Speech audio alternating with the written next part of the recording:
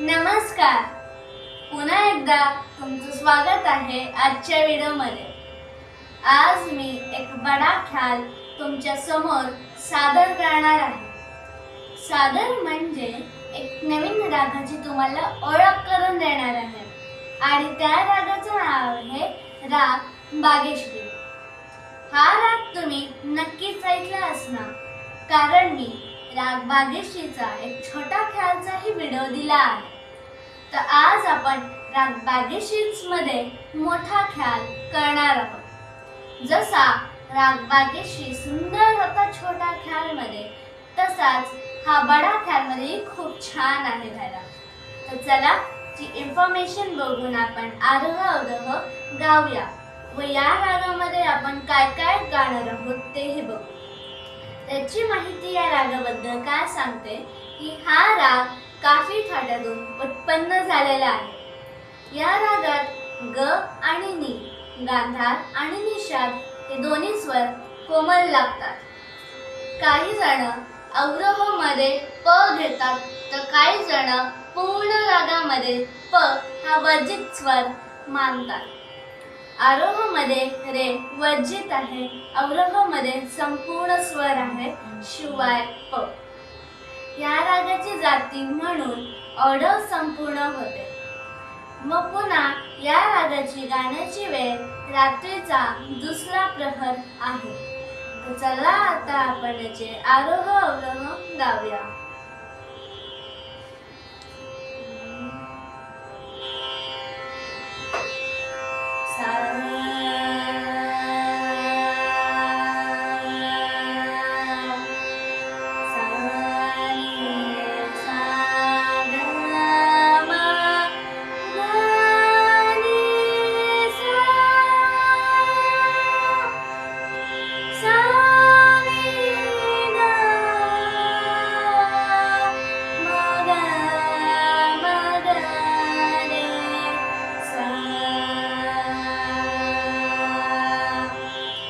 मला हे गाताना एक बोलायला आवडेल की जेव्हा तुम्ही गातात अवरोह, तेव्हा पुस्तकात कसं गायला दिलं असतं मग रे सा, पण काही जण त्या रागाचं सौंदर्य वाढवण्यासाठी मग मग रे सा, मग हे दोनदा गायलं जातं कधी कधी.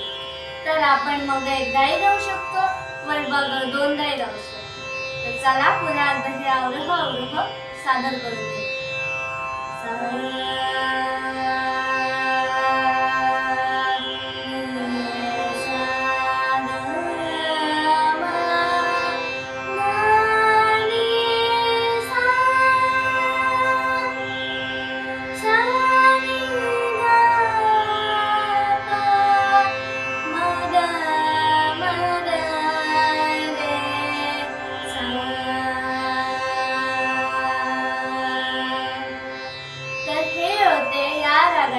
अवरोह अवरोह. तर या राग म्हणजे हा छोटा ख्याल वाटू नये म्हणून या रागातले सगळे जे स्वर आहे ते मेंदून गायले जातात. मला अजून एक गोष्ट सांगायला आवडेल की या रागामध्ये जेवढेही स्वर गायले जातात ते कधी कधी असं वाटतं की अरे हा तर धचा स्वर आहे, पण तिथे नी लिहिलंय. तर असं का होतं याचं मी कारण सांगते. कारण वरती एक चिन्ह असतं, उलटा चंद्रकोर म्हणजे मेंद. मेंद म्हणजे तुम्हाला हे माहिती आहे कुठल्याही दुसऱ्या स्वराचा टच. तर म्हणून कधी कधी बागेश्री रागामध्ये जो आपण दह गातोय तर तो प वाटतो, प वाटतोय गाताना, पण स्वर आहे द. तर तसं या बागेश्री रागामध्ये चढ उतार आहे. मग चढ उतारची आपल्याला खूप प्रॅक्टिस करायची असते. तर आजच्यासाठी एवढंच. धन्यवाद.